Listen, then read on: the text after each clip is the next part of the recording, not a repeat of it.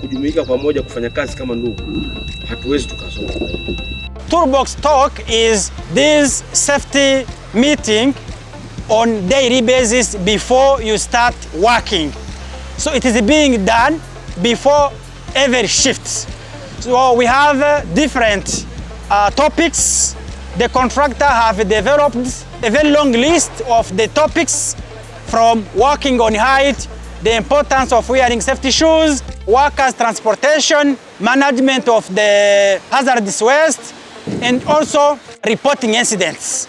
So the list is there, and it has to be done on daily basis and every beginning of shifts.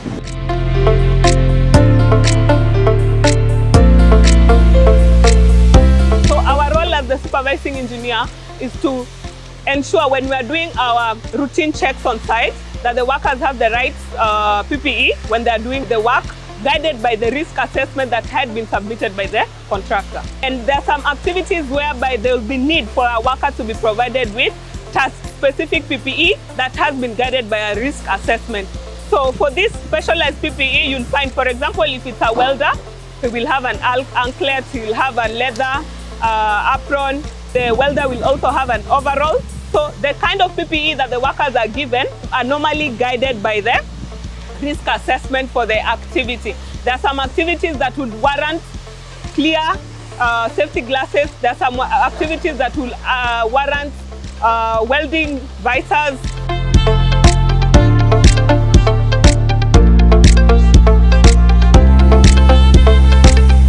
So before the commencement of night work, a risk assessment was undertaken for the night works, whereby the risks that the employees could be exposed to as a result of the night work activities were identified, as well as mitigation measures put in place. This ranged from environmental factors such as lighting, noise, social welfare amenities such as transport, issues to do with workers' fatigue management, and issues to do with worker supervision during the night works to ensure that any activity that we are doing at night, the workers' health and safety is not compromised, as well as the community are not interfered with when we are doing the works at night.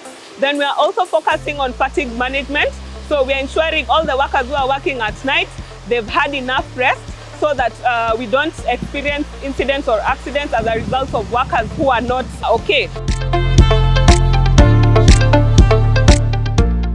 We see normal diseases, flus, stomach pains, acidity. Those are the normal conditions maybe we see in a day, but once in a while we will get an injury because accidents sometimes are bound to happen, but not an everyday occurrence.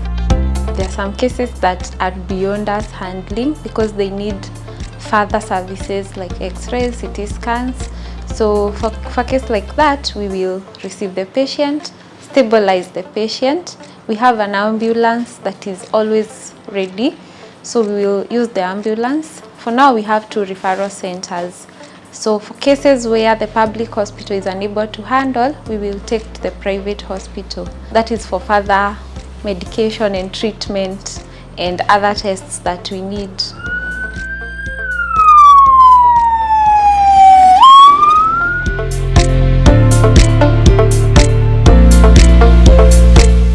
So here what we are doing is we have an air quality monitoring machine. It is basically a machine that is used to measure the quality of the air so that we can monitor, is our construction activity affecting the community in any way. We have road construction activities, and then we have transportation activities. There are materials which are being ferried from the quarry site all the way to the crushing plant and all the way to the dam construction site. So during the process of movement, you find there is some element of dust that is emitted from the road. So some of that dust, at certain times, it affects the community, and then the community can be able to complain. So our role here with this machine is basically just to measure. Is the level going higher? And if it is going higher, what do we need to do to ensure that we have managed to prevent that emission from going into the community household?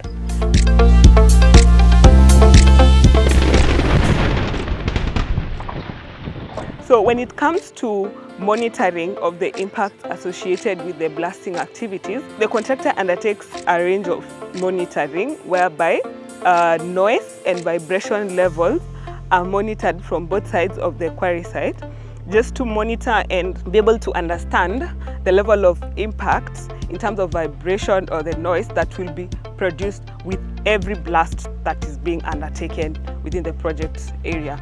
And apart from that, because you see we have the river here, even the contractor undertakes river water quality sampling just before and after the blasting, so that just to be able to appreciate if there's any impact and if there's any intervention that is required in relation to the blasting activity that is ongoing.